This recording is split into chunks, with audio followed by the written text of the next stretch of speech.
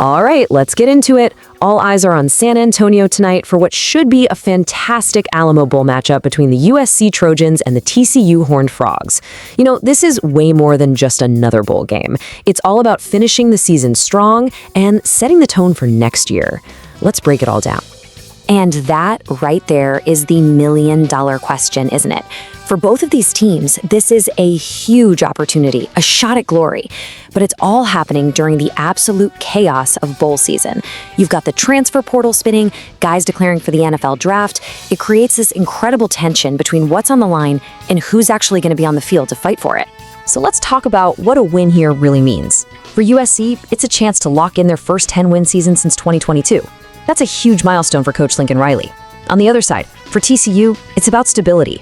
It's about grabbing back-to-back 9-win seasons and proving last year wasn't a fluke. Two really different stories, but man, both teams are equally hungry. Okay, now we've got to talk about the most important position on the field because this is where the story gets really, really interesting. The situation under center for USC and TCU, well, they couldn't be more opposite.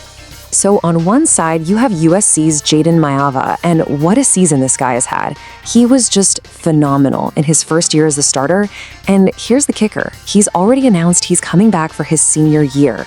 That's a huge boost for the Trojans. This game is like the perfect cap to an amazing year and also a little preview of what's coming next. And when I say he was electric, I'm not just making that up.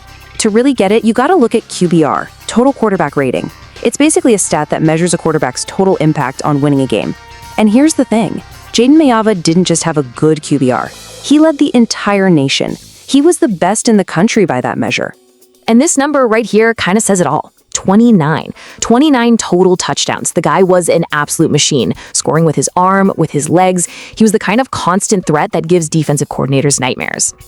So, you've got that established elite quarterback on one side. But then you look over at TCU and the picture gets, well, a lot cloudier.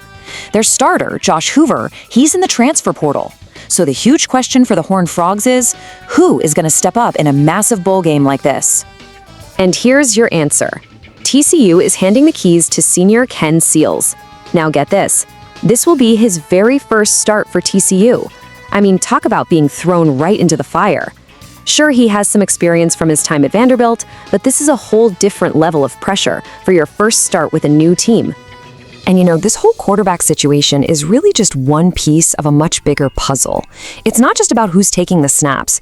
These bowl games are so often decided by who's missing, and both of these teams are dealing with some major absences. USC is getting hit really hard by guys opting out for the NFL draft, and we're talking about huge names here. Makai, the guy who just won the Biletnikoff Award as the nation's best wide receiver, he's out. That's Maya's #1 target, just gone. Then you add in a solid tight end in McRee and a defensive leader like Kamari Ramsey, you're losing some serious talent. But just when you think all the personnel losses are tilting this thing in one direction, here comes the twist. While USC is losing its top weapon in the passing game, TCU gets to keep theirs. Their All-American star has decided he's going to suit up one last time as a Horned Frog. And that star is Eric McAllister.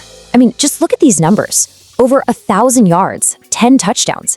He is an absolute game breaker. And think about this. For a new quarterback like Ken Seals, having a reliable, big play machine like this to throw to, that is an unbelievable luxury. A luxury Jayden Maiava just lost.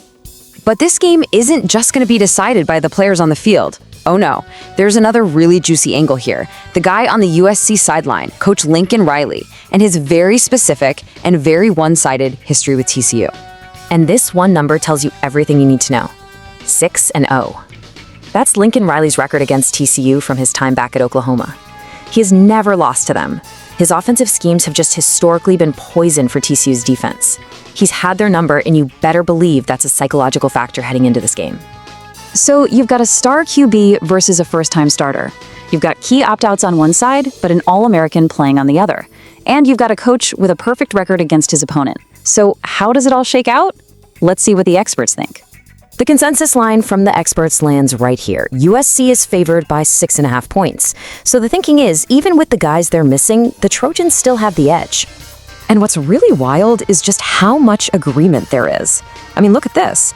The vast majority of these experts aren't just picking USC to win the game, they're picking him to cover that spread. That's a huge vote of confidence in the Trojans. So what it all boils down to is this.